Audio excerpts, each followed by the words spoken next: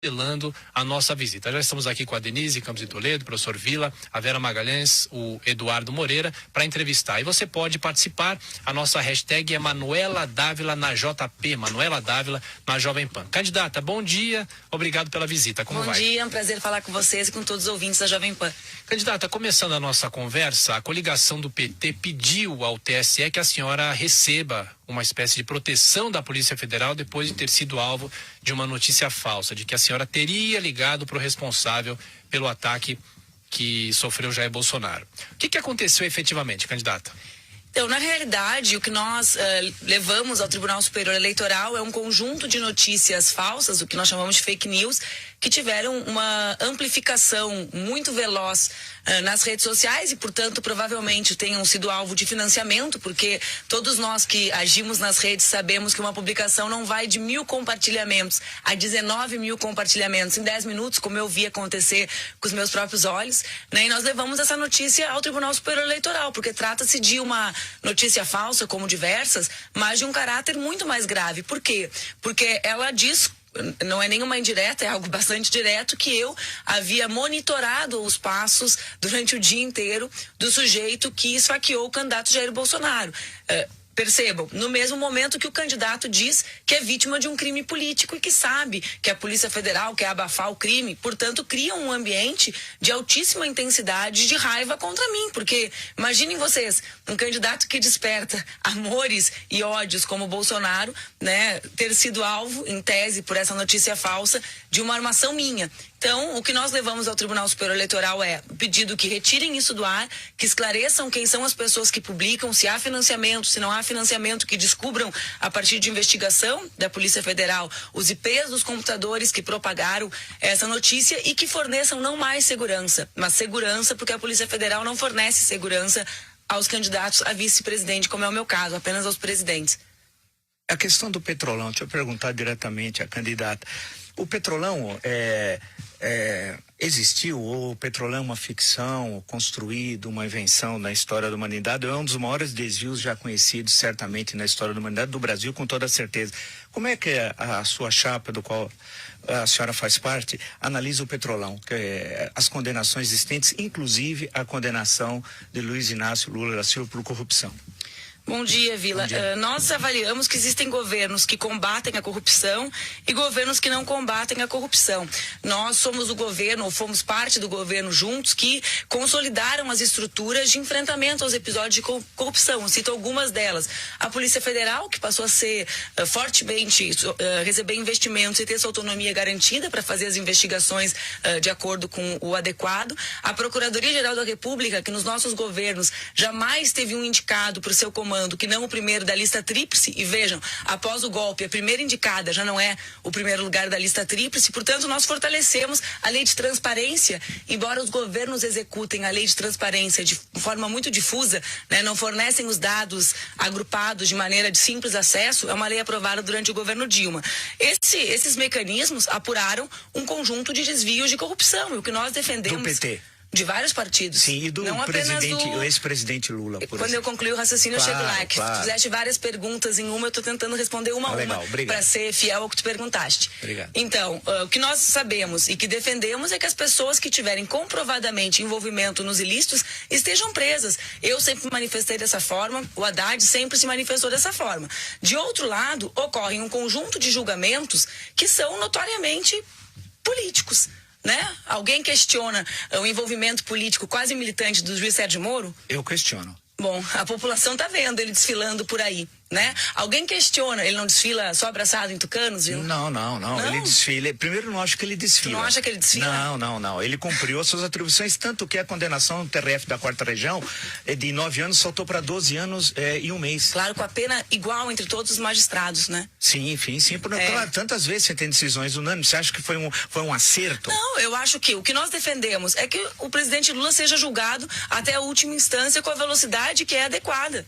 Quer dizer, indulto está fora, então a possibilidade. Ele jamais pediu indulto, ele quer ser julgado. E não será dado indulto por ele jamais possível pediu, governo do qual a senhora faz parte. O que nós defendemos, e o Haddad tem dito publicamente em todas as ocasiões, é que nós faremos exatamente aquilo que o presidente Lula pediu. E a única coisa que ele pediu é para receber o tratamento adequado da justiça e, portanto, ter o seu julgamento em última instância dado. A Vera está de dedo levantado. Pergunta da Vera Magalhães aqui na entrevista no Jornal da Manhã. A câmera só fica em mim, ela está ali com o dedinho levantado e não pergunta. Vera. Bom dia, Manuela. A gente participou do Roda Viva e na ocasião te perguntei se havia chance de 0 a 10 de você retirar sua candidatura para o apoio a uma candidatura do PT, algo que já vinha sendo ventilado nos bastidores na ocasião. Naquela época você negou, disse que manteria a candidatura até o final. Queria entender o que te levou a deixar a postulação, e você fazer uma postulação muito baseada na coisa de ser jovem, mulher, de ter uma candidatura feminina, que você achava que tinha espaço para isso, para aceitar ser vice do Haddad e do PT de novo, porque o PCdoB tem sido vice do PT ou estado na chapa do PT em várias eleições ao longo da sua história.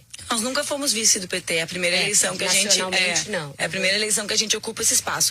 Naquela ocasião, Vera, assim como desde o dia 18 de novembro, quando eu fui lançada no Congresso do meu partido pré-candidata à presidência, nós sempre apresentamos duas questões. De um lado, um programa, um pré-programa, como legalmente tinha que ser chamado, e de outro lado, a ideia de que, inclusive no dia da nossa convenção, que foi, acho que dia 1º de agosto, nós apresentamos, eu fui consensualizada na convenção e saí dando uma entrevista dizendo o quê?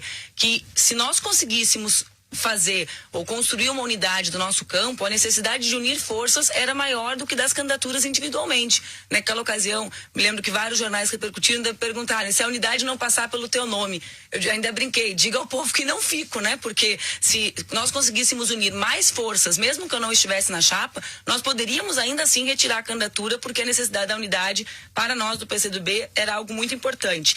Tu fala duas coisas que eu sempre afirmei na minha candidatura. De juventude eu não me lembro, porque embora eu seja muito uma mulher jovem, ser muito jovem na política, esquerda, eu já não sou mais tão jovem, né? Eu já tenho só de mandato, eu tenho 14 anos, então sou jovem na disputa presidencial. Eu até brinco que a campanha presidencial é o meu elixir da juventude, Vila, porque eu já estava ficando velha para a política, eu voltei a ser jovem. Mas o tema do feminismo, que para mim é um tema muito caro, ele não tem relação apenas com o protagonismo meu na chapa ou não, né? Existe uma frase famosa das feministas que diz: não basta ser mulher, né? Tem que ter um lado. Então, a nossa candidatura é uma candidatura que tem um programa vinculado às lutas das mulheres, porque os nossos governos já tiveram. Vê bem, qual a política que pode ser mais importante para a maior parte das mulheres do que a chave da casa própria está na mão dela? Num país em que nós ainda temos índices de violência doméstica avassaladores, né, muito expressivos, e que nós sabemos que um dos temas para que as mulheres não saiam de casa é a dependência econômica, a chave da casa na mão da mulher, que foi uma política inovadora mundialmente,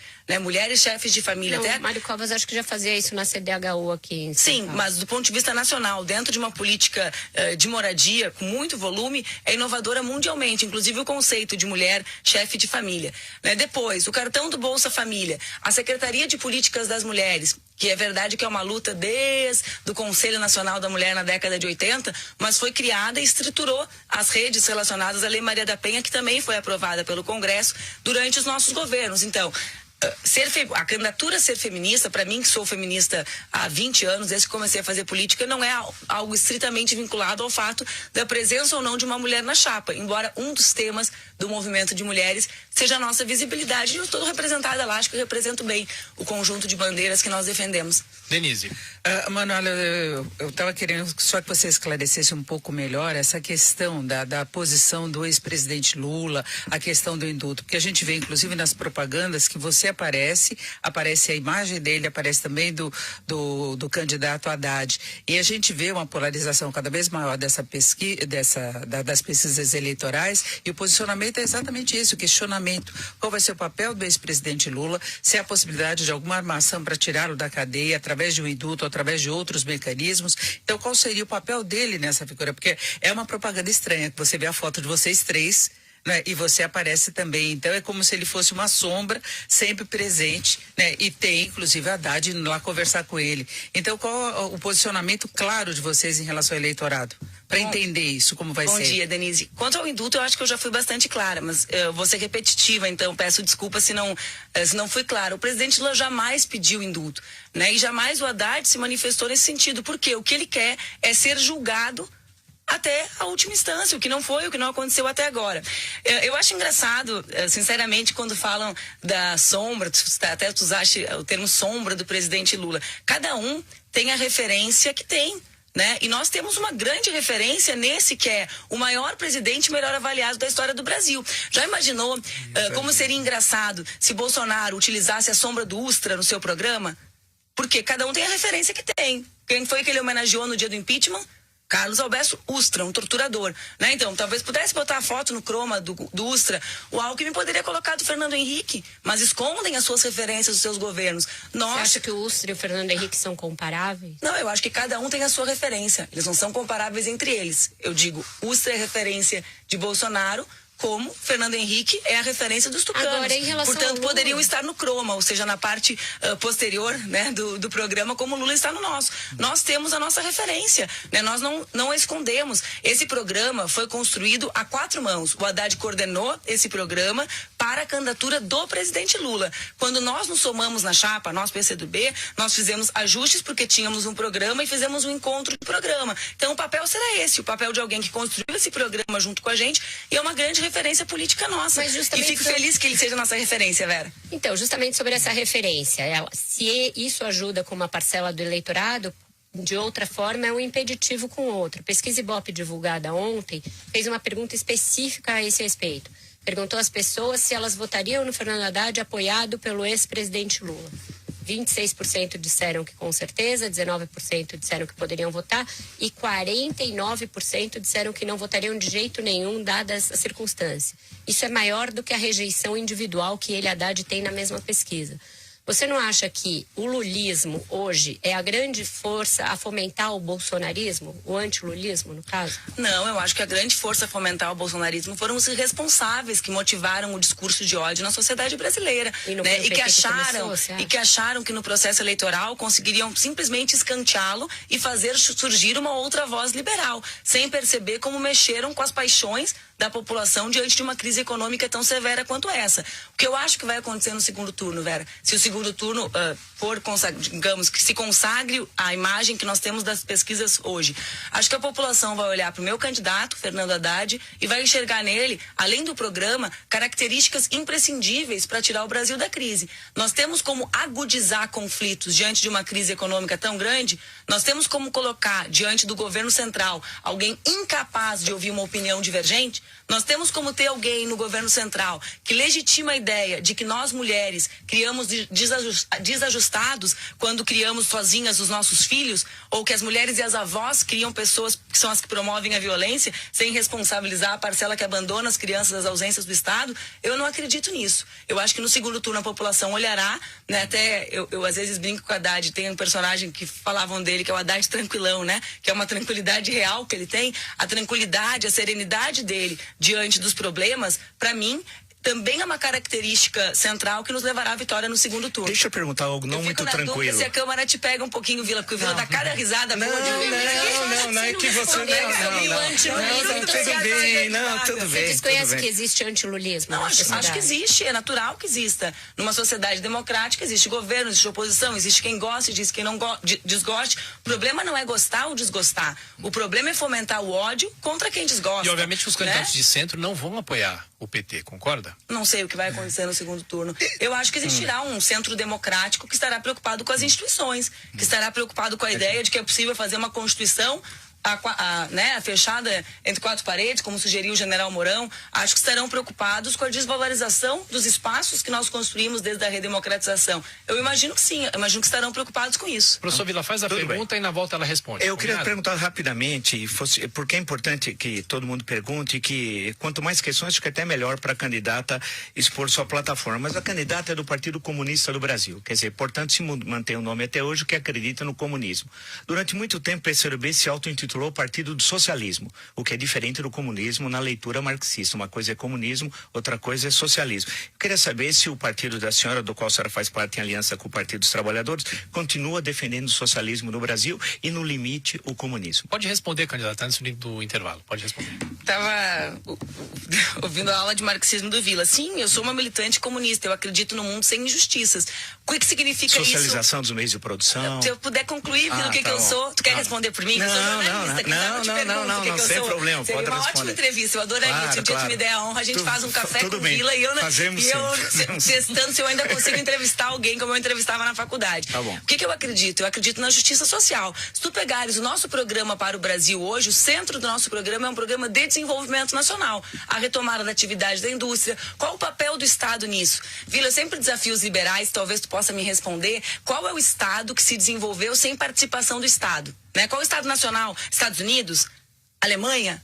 Coreia do Sul? Qual a referência mesmo de uma nação que se desenvolve abstraindo o papel do Estado na economia? Os Estados Unidos não brigam pelo seu desenvolvimento? Como assim? Né? O Trump é o maior articulador, e antes era o Bush, era o Obama, qualquer que seja o presidente, de defesa da indústria daquele país, que articulava internacionalmente questões importantes para aquele país. Então, mas defende o comunismo? Isso que eu queria saber. Eu estou te apresentando o que nós defendemos. Mas defendemos. O comunismo, sim, social... eu sou comunista, defendo um mundo sem injustiças. Na vida Socialização dos meios de produção, estatização, portanto, toda a economia. Não é isso, só para saber. Então, eu estou te respondendo o que eu defendo. Tá. Né? No nosso programa, tu pode pegar, está escrito, nós temos o que nós chamamos de novo projeto de desenvolvimento para o Brasil, centrado na retomada da atividade industrial e em algumas reformas que nós consideramos estruturantes para o Brasil se desenvolver. A reforma da Previdência não está entre as nossas. A reforma trabalhista, como foi feita, não está entre as nossas. Quais as nossas reformas? Uma reforma tributária que desonere, né, a maior parte da população, que são os mais pobres. Isso, inclusive, está no nosso programa de governo com a Haddad. Tu já viste a nossa proposta que até 5 salários mínimos a população não paga imposto de renda? Então... O Bolsonaro fala a mesma coisa. Ele falou que defende 20% para todo mundo. Não, acima de 5. Acima de 5. Isenção até 5 também. Aí ele mudou, né? Então, porque deu aquela ponto... confusão se Paulo Guedes falava por ele, se não falava por ele. Aí eles ajustaram a proposta depois que deu o que procó público. Então, nós defendemos a reforma agrária, nós defendemos uma reforma que garanta que a população viva com dignidade nas nossas cidades, que nós chamamos de reforma urbana. Então, esse é o centro do projeto de desenvolvimento do PCdoB hoje para o Brasil. Agora são 9h20, estamos recebendo a candidata chamado São Vicente de Paulo, tá? Que é um colégio super militante na política. Eu lembro de ter sido um dos caras pintadas que foi para as ruas, pediu impeachment do presidente Collor. A gente assistia aqueles discursos todos apaixonados da União dos Estudantes, etc. E eu vejo que você tem também uma vida muito militante nos movimentos estudantis, nessas passeatas, nesses comícios e etc. Como é que é você entrar para a política e estar hoje em dia junto com um candidato que aparece abraçado com o Renan Calheiros, que tirou foto com o Maluf, etc. Eu sei que existe o pragmatismo político, ninguém é ingênuo, mas é uma coisa que frustra quem teve uma militância tão grande como você para acabar com os oligopólios, para acabar com os grandes coronéis da política, para mudar o jogo político do Brasil?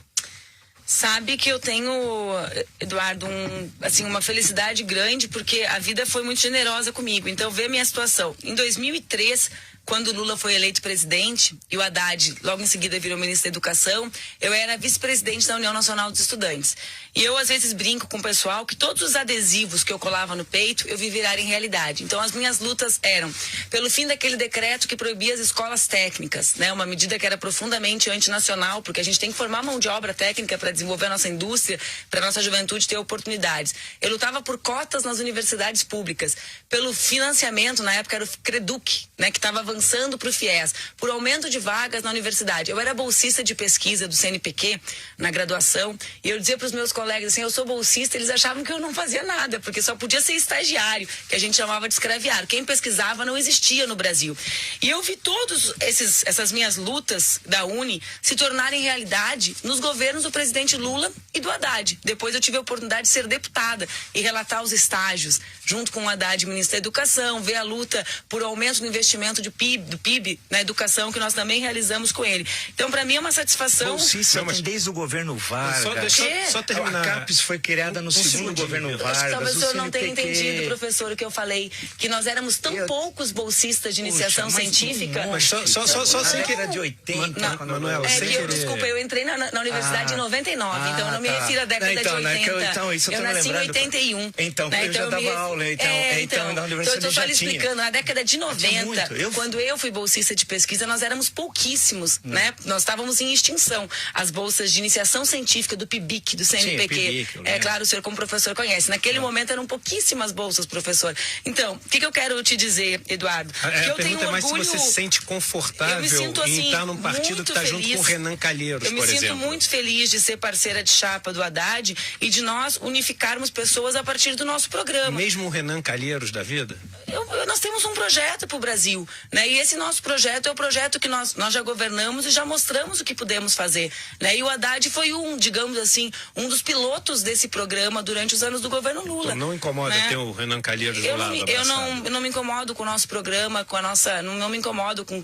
Percebe que você está contornando a pergunta. Eu não estou contornando. Com as alianças, não, e talvez eu não esteja respondendo da forma como vocês gostariam de ouvir, né? Mas eu já falei, eu tenho um orgulho danado de estar na chapa com o Haddad, porque eu fiz movimento estudantil com ele ministro, fui deputada com ele ministro. Na minha interpretação, ele fez um governo voltado para as pessoas na cidade de São Paulo. São Paulo é uma grande metrópole, né? Mas perdeu no primeiro turno. Pois é, e a população se arrependeu, né? Porque botou ali uma pessoa que até ração serviu para os estudantes. Será? Mas tentou servir, né, Vera? Tentou servir, não tentou? O Luiz Marinho... Ele nega. Ele disse que era um projeto da CNBB e que não chegou a ser estudado pelas escolas. Mas o fato é que você falou que serviu, não serviu. Desculpa. Serviria a conjugação, o tempo verbal adequado. Manuela, você falou agora que não te incomoda essas pessoas estarem, desde que o projeto seja bom. Caso o Haddad seja eleito, o PT vai governar, o PT e o PCdoB vão governar com os mesmos partidos que estão nas outras alianças que hoje o Haddad condena, ele tem sido muito crítico ao apoio do Centrão, etc., ao Geraldo Alckmin, por exemplo, mas precisará formar uma maioria caso pretenda governar. Com quem será feita essa maioria no Congresso, caso vocês vençam? Olha, Vera, eu particularmente não conversei exatamente esse tema com o Haddad. Nós temos um projeto, né? Um programa que está claro, que está registrado no Superior Eleitoral, Tribunal Superior Eleitoral, no nosso site que chama O Brasil Feliz de Novo. Esse programa também está disponibilizado para que a população conheça, e para nós levarmos esse programa à vida real, nós teremos que contar com a aprovação do Congresso. Eu fui deputada federal, tu sabes, por 8 anos, sou parlamentar há 14 anos, e eu não acho o Congresso esse diabo que as pessoas falam. Por quê? Né? Porque eu vi esse Congresso aprovar medidas estruturantes que transformaram o Brasil. Foi esse Congresso que aprovou o uso do fundo do pré-sal para educação, foi esse Congresso que aprovou Minha Casa Minha Vida, foi esse Congresso que aprovou a Política Nacional de Valorização do Salário Mínimo, né, que nós conseguimos chegar a esse aumento real de poder de compra do salário mínimo e, por consequência, das aposentadorias. Então, eu acredito na capacidade de diálogo, sobretudo quando nós... Mas isso foi feito mediante uma aliança em que estavam no governo do Lula o PMDB, o PP, o PSD... Mas foi feito em cima de um projeto, de um programa, é isso que eu estou dizendo, né? Então, a partir de um programa, é possível pactuar com o Congresso. Acho que nós temos um elemento mais vivo do que em outros momentos, que é a intensa mobilização social, né? Então, o mundo nos mostra que quando nós democratizamos o acesso da população à política, nós temos várias referências distintas, porque são cada uma de um país, então não servem para cópia, servem para reflexão, que mostram que a mobilização social também pode gerar resultados nos parlamentos. Mas tem uma mobilização social anti-PT muito forte que levou eu acho que nós viveremos a pacificação do Brasil depois dessa eleição, sobretudo com a eleição do Haddad, né? Acho que nós teremos um ambiente melhor e acho que é o que o povo brasileiro quer. Acho que a radicalidade que foi construída a partir do momento do impeachment vai chegando ao seu fim, e eu torço e trabalho para que no dia 7 de outubro, depois no segundo turno, nós celebremos o seu fim, para que o Brasil possa voltar a crescer, para que essa guerra na política chegando ao fim permita que a gente retome a atividade econômica do país. O que nós tivemos nos últimos 2 anos? O aumento do desemprego, o empobrecimento da população, a incapacidade, a PEC do teto dos gastos, né, que é uma barreira. Nos últimos 5 anos. Nos últimos 2 é injustiça. Não, nos últimos 4, eu diria, né? Desde o processo eleitoral de 2014, do não reconhecimento da vitória, enfim, daquilo tudo que o senador Tasso... Não há uma relação disso com a economia, não há... O triênio 2014, 15, 16, candidato, foi o pior da história, né? E é produto do PT. E o senhor acha que isso não tem relação com a política, professor? Não, isso tem, mas claro que construída pelo PT, a nova matriz econômica. O senador Tasso Gereissati, ex-presidente nacional do PSDB, fez uma confissão, uma entrevista que era quase um confissão,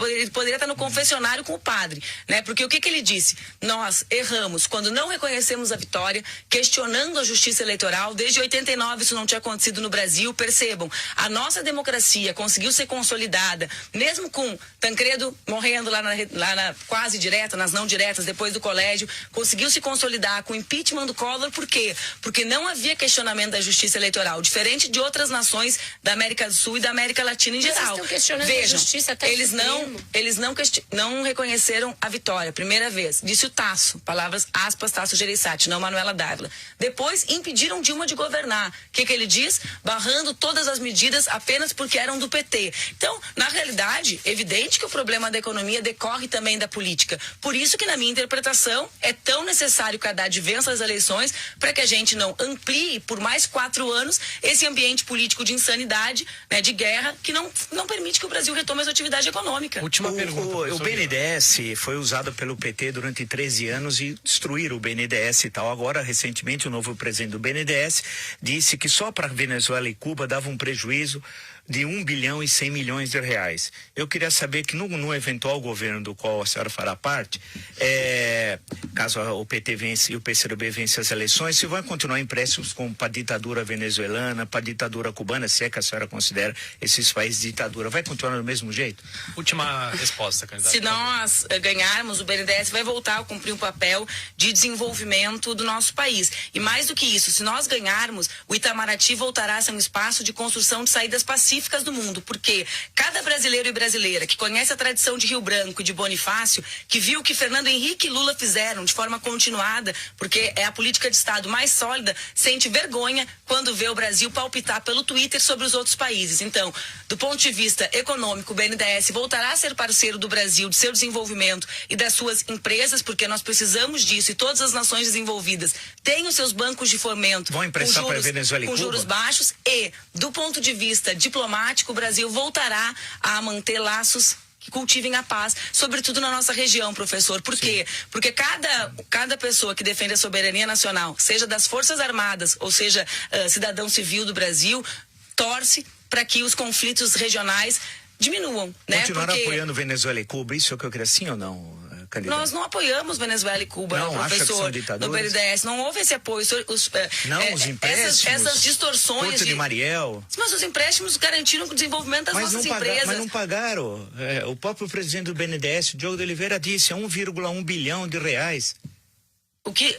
Quer que eu lhe repita tudo? Sim, claro. Eu vou lhe repetir tudo. O BNDES, assim como na Alemanha, assim como em Israel, assim como na Coreia do Sul, o nosso Banco Nacional de Desenvolvimento Econômico e Social voltará a ter um papel central no desenvolvimento da economia brasileira e na retomada da geração de emprego. De outro lado, a tradição diplomática brasileira voltará a existir, como existiu nos anos dos governos Fernando Henrique e Lula, e que infelizmente nos últimos 2 anos foi colocada de lado, quando o Brasil passou a palpitar sobre os outros países, despreocupado com a nossa soberania e com a paz na nossa região. Candidata, já agradecendo a visita da senhora aqui aos estúdios da Jovem Pan, 1 minuto para suas considerações. Obrigado. Eu quero agradecer a vocês e pedir para que todos os ouvintes acompanhem essa eleição com a atenção necessária. Nos próximos 12 dias, nós temos a opção de construir uma alternativa que devolva a paz ao nosso país com um projeto de desenvolvimento social que coloca a justiça no centro. E quero também convidar e parabenizar a todas as mulheres brasileiras que têm se mobilizado intensamente contra uma candidatura de várias